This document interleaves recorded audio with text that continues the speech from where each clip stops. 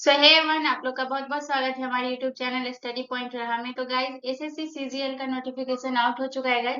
तो मैं इसमें आपके लिए ये वीडियो लेकर आई हूँ और इसमें मैं सारी चीज को क्लियर करूंगी। जैसे कि आप स्क्रीन पे देख रहे हैं कि ये एसएससी की तरफ से ऑफिशियल नोटिस आया है गाइज।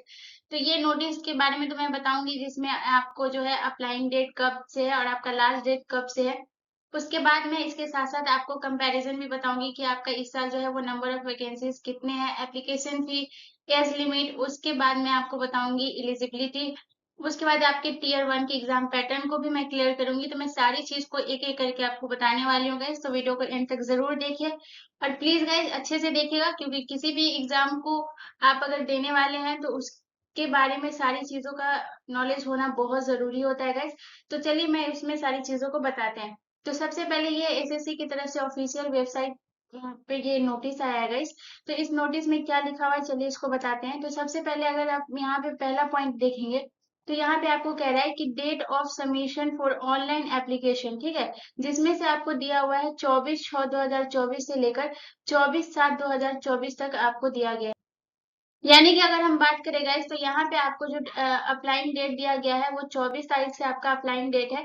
24 तारीख छठा महीना और 2024 से आप इसको जो है वो अप्लाई कर सकते हैं। और अगर लास्ट डेट की अगर हम बात करें तो लास्ट डेट आपका दिया गया है, यानी कि 24 ही तारीख दिया गया है लास्ट डेट। बट ये 6वां महीना की जगह पे आपको 7वां महीना दिया गया और ये आपका जो 2024 रहेगा वो सेम रहेगा, ठीक है। तो यानी कि आपको 1 महीने का टाइम दिया गया है इस फॉर्म अप्लाई के लिए। उसके बाद अगर आप बात करें यहाँ पे तो आप यहाँ पे देखेंगे कि यहाँ पे लिखा हुआ है कि tentative schedule of tier one computer based examination है। वो आपका जो एग्जाम होगा वो सितंबर से अक्टूबर में होगा, ये 2024 में, ठीक है। उसके बाद टीयर टू की अगर बात करें तो टीयर टू का जो आपका एग्जाम होगा वो भी कंप्यूटर बेस्ड एग्जामिनेशन है, जो कि आपका दिसंबर में होगा। तो यानी कि आपका टीयर वन जो है वो सितंबर में होगा, सितंबर भी हो सकता है या फिर अक्टूबर भी हो सकता है, ठीक है। तो इस दोनों मंथ में कोई सा में भी आपका टीयर वन का एग्जाम हो सकता है। और अगर आपकी टीयर टू की बात करें तो इसमें सिर्फ एक ही महीना दिया गया है जो कि है दिसंबर, यानी कि आपका दिसंबर में टीयर टू का एग्जाम होगा, ठीक है। चलिए अब आगे बात करते हैं। तो गाइस जैसे कि आप स्क्रीन पे देख सकते हैं कि यहाँ पे लिखा हुआ है कि SSC CGL vacancy comparison 2018 to 2024, यानी कि हम एसएससी सीजीएल का जितने भी वैकेंसीज नंबर ऑफ वैकेंसीज आए हैं जो कि 2018 से लेकर 2024 में अब तक के आपको कितने नंबर ऑफ वैकेंसीज देखने को मिलेंगे और इस साल कैसा है वो सारी चीज को यहाँ पे आप देखिए। तो सबसे पहले अगर बात करें 2018 की, तो 2018 में जो एसएससी सीजीएल ने वैकेंसी निकाला था वो निकाला था 11,105, ठीक है, जो कि काफी अच्छी थी। उसके बाद 2019 में इनका कम हो गया था, उसके बाद उन्होंने 2019 में निकाला 8,428, फिर इन्होंने 2020 में निकाला 7,035 और फिर 2021 में इनका निकला था 7,686। फिर 2022 में नंबर ऑफ वैकेंसी था 36,001 और उसके बाद फिर 2023 में था, यानी कि पिछले साल था 8,415। और इस साल जो नंबर ऑफ वैकेंसी दिया गया है गाइस, जो आप लोग एसएससी सीजीएल का फॉर्म भरेंगे, काफी अच्छे अमाउंट पे दिया गया है, जो कि है 17,727 जो नंबर ऑफ वैकेंसी है, ठीक है। तो हर साल अगर 2018 से लेकर 24 तक का देखें तो सबसे ज्यादा अगर नंबर ऑफ वैकेंसी दिया गया है वो 2024 में दिया गया है गाइस। तो इस बार जो हर एग्जाम के जो है नंबर ऑफ वैकेंसी बहुत अच्छे लेवल पे आ रहे हैं गाइस। तो आप किसी भी एग्जाम का प्रिपरेशन कर रहे हो, इनफैक्ट एसएससी सीजीएल सीएसएसएल किसी का भी तैयारी कर रहे हो, तो आपसे बस इतनी ही कोशिश होनी चाहिए कि जितना ज्यादा हो सके आप अपनी तैयारी को बेहतर बनाएं, क्योंकि गाइस यही मौका है कि आप जितना ज्यादा आप अपनी तैयारी को अच्छा करेंगे उतना ही ज्यादा सिलेक्शन ले पाएंगे उतना ही जल्दी। तो प्लीज गाइस 2024 में नंबर ऑफ वैकेंसी अच्छा है, तो प्लीज तैयारी बहुत अच्छे से करिए आप सभी स्टूडेंट। अगर सबसे ज्यादा नंबर ऑफ वैकेंसी आपका था 2022 में, यानी कि 36,001 था, और जबकि यहाँ पे है 2018 में 11,105 है और 2024 में 17,727 है, ठीक है। तो 2022 में सबसे ज्यादा दिया था। चलिए नेक्स्ट पॉइंट की बात करते हैं। अगला पॉइंट है guys SSC CGL tier one का जो एग्जाम पैटर्न है वो डिस्कस करेंगे गाइस। तो किसी भी एग्जाम का एग्जाम पैटर्न बहुत इंपॉर्टेंट होता है, तो उसके एग्जाम पैटर्न को आप जरूर समझा करिए। तो सबसे पहले इसमें अगर सब्जेक्ट की बात करें तो इसमें आपके टोटल 4 सब्जेक्ट है जो कि आपको कवर करना है। सबसे पहला है आपका रीजनिंग, उसके बाद है आपका जनरल अवेयरनेस, फिर है क्वांटिटेटिव एप्टीट्यूड, उसके बाद है आपका इंग्लिश कॉम्प्रिहेंशन, ठीक है। ये जो है आपके सब्जेक्ट है, ये 4 सब्जेक्ट है। और इस चारों सब्जेक्ट से जो आपके नंबर ऑफ क्वेश्चन रहेंगे, यानी कि रीजनिंग से आपको 25 मार्क्स, और जनरल अवेयरनेस से आपको 25 मार्क्स, क्वांटिटेटिव एप्टीट्यूड से 25 मार्क्स और इंग्लिश कॉम्प्रिहेंशन से आपको 25 मार्क्स के जो नंबर ऑफ क्वेश्चन आपको एग्जाम में देखने को मिलेंगे। और हाँ गाइस, एक जो रीजनिंग का जो एक क्वेश्चन होगा वो हर एक क्वेश्चन आपका 2 नंबर का होने वाला है। यानी कि अगर आप 25 रीजनिंग का क्वेश्चन आप ये करेंगे तो आपको जो है वो 50 नंबर का हो जाएगा, यानी मैक्सिमम मार्क्स 50। यानी कि एक क्वेश्चन जो है वो आपके 2 मार्क्स का होगा, ये भी आपको ध्यान रखना है। तो यानी कि सब में आपको जो जितने 4 सब्जेक्ट है ये सब में आपको 25 number of question 25 number of question 25 and number of question 25, लेकिन सबके मैक्सिमम मार्क्स आपको 50 मिलेंगे। ठीक है, अगर टोटल को ऐड करा जाए इसमें मैक्सिमम मार्क्स को, यानी कि टोटल जो है वो आपका 200 हो जाएगा, यानी कि 200 नंबर का जो है वो एसएससी सीजीएल का आपका एग्जाम होने वाला है गाइस। ठीक है, तो ये 200 नंबर का आपका जो है वो एग्जाम होगा और आपको जो ड्यूरेशन मिलेगा सिर्फ 1 घंटा का आपको टाइम मिलेगा। ये भी ध्यान रखिएगा कि सिर्फ 1 घंटा जो है वो आपको 1 घंटा का टाइम मिलेगा।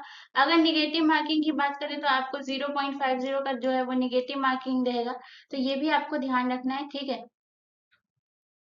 तो इस तरीके से आपको ध्यान रखना। और सबसे पहले जो है आप इस एग्जाम में जो है वो टाइम मैनेजमेंट आपका होना बहुत जरूरी है, क्योंकि 200 क्वेश्चन नंबर ऑफ क्वेश्चंस रहेंगे सिर्फ 100, लेकिन वो 2 मार्क्स का रहेगा। तो आप समझ सकते हैं कि वो कितना ज्यादा आपको टाइम ड्यूरेशन पे आपको फोकस करने की जरूरत है। तो प्लीज गाइज इस पे टाइम ड्यूरेशन पे आप जितना ज्यादा हो सके उतना ज्यादा प्रैक्टिस करें। इनफैक्ट मैं ये कहूंगी कि अगर आप एग्जाम जब भी देने जाएंगे तो आप इस चीज का ध्यान रखिएगा कि पहले कौन सा सब्जेक्ट करना है, सेकंड में कौन सा, थर्ड में कौन सा, क्योंकि इसलिए बहुत ज्यादा आपके लिए जरूरी है, क्योंकि टाइम मैनेजमेंट की वजह से। ठीक है, चलिए नेक्स्ट क्वेश्चन की तरफ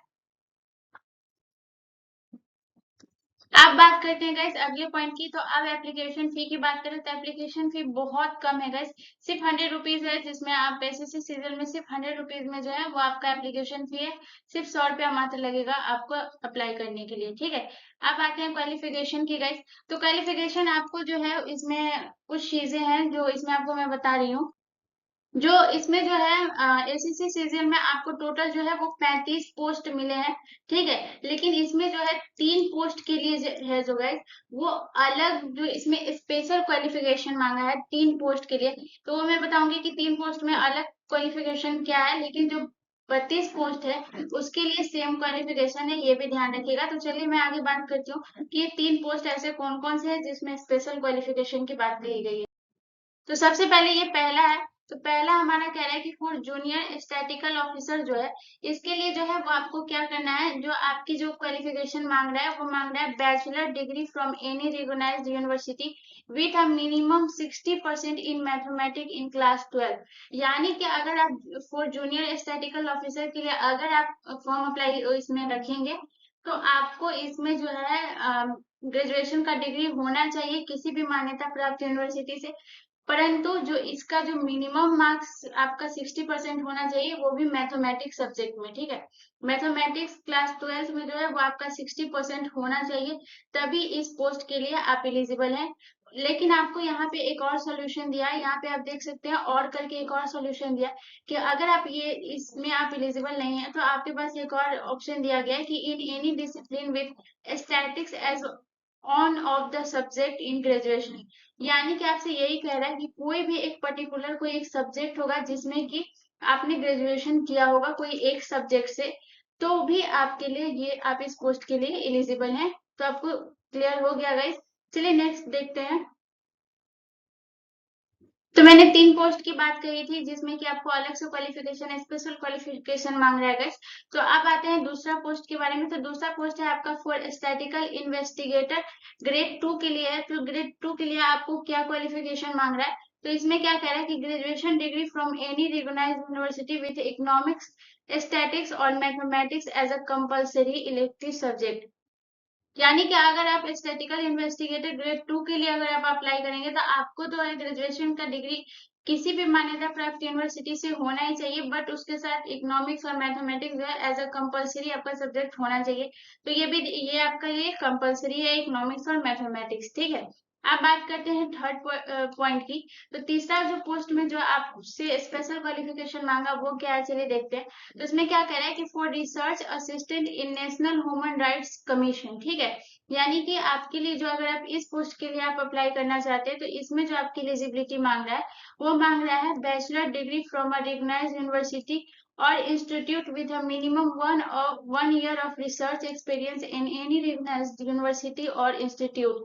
ठीक है, तो इसमें क्या कह रहा है आपसे कि आपको ग्रेजुएशन का डिग्री होना चाहिए किसी भी मान्यता प्राप्त यूनिवर्सिटी से या इंस्टीट्यूट से। लेकिन इसमें आपको ये कह रहा है कि इंस्टीट्यूट विथ मिनिमम 1 year यानी कि 1 साल का जो है आपको रिसर्च एक्सपीरियंस होना चाहिए किसी भी मान्यता प्राप्त यूनिवर्सिटी से या फिर इंस्टीट्यूट से। तो अगर आप for research assistant in national human rights commission के लिए अगर आप इस पोस्ट के लिए अप्लाई करेंगे तो आपको बैचलर डिग्री चाहिए, लेकिन उसके साथ आप ये भी ध्यान रखिएगा कि आपको कम से कम 1 साल का रिसर्च एक्सपीरियंस होना चाहिए किसी भी मान्यता प्राप्त यूनिवर्सिटी हो या फिर इंस्टीट्यूट हो, ये ध्यान रखिएगा। ठीक है, तो ये 3 पोस्ट जो थे, इस 3 पोस्ट में जो है आपसे स्पेशल क्वालिफिकेशन मांगा है। बाकी जो चौथा पोस्ट है जिसमें 32 पोस्ट आ रहे हैं गाइस, तो चौथा पॉइंट में सबके लिए एक है, जिसमें देखते हैं इसमें क्या कह रहा है। चौथा में आपसे कह रहा है कि ऑल अदर पोस्ट, जितने भी 32 पोस्ट आप बच गए 3 पोस्ट को छोड़ के, इसमें आपसे सिर्फ यही मांग रहा है कि bachelor degree in any subject from recognised university, यानी कि आप ग्रेजुएशन किसी भी सब्जेक्ट से किए हो जो मान्यता प्राप्त यूनिवर्सिटी है। तो उसमें सिर्फ आपसे अदर 32 पोस्ट के लिए सिर्फ यही एक क्वालिफिकेशन है, सिर्फ 3 पोस्ट के लिए जो था, जो उसमें से थोड़ा सा स्पेशल मांगा गया है क्वालिफिकेशन। नेक्स्ट पॉइंट है गाइस एज लिमिट की। तो अगर एज लिमिट की बात करें तो इसमें आपसे एज लिमिट में पहले ही कह दिया है कि 1/8/2024 तक जो भी एज लिमिट है वो 1/8/2024 तक पूरा होना चाहिए। अगर इसके बाद अगर आपका एज लिमिट पूरा होता है तो वो आप फिर एलिजिबल नहीं है उस एज के लिए, उस एज से। ठीक है, तो यहाँ पे एज लिमिट है जो कि मिनिमम एज लिमिट है आपको दिया है 18 से लेकर 32 साल तक। लेकिन कुछ पोस्ट के लिए अलग अलग ये दिया गया है एज लिमिट, बट ओवरऑल अगर बात करें तो 18 से लेकर 32 साल तक एज लिमिट दिया गया है। पिछली बार जब मैं एसएससी सीजीएल का वीडियो बनाई थी तो उसमें कहा गया था कि एज रिलैक्सेशन के बारे में बताइए, तो इस बार मैं बता रही हूँ आप लोगों को। तो सिर्फ मैं 2 के बारे में बता देती हूँ कि जैसे ओबीसी को जो है वो 3 साल का जो है एज रिलैक्सेशन मिला है, और एससी और एसटी के लिए जो है वो 5 साल का एज रिलैक्सेशन मिला है। ठीक है, तो ये ध्यान रखिएगा।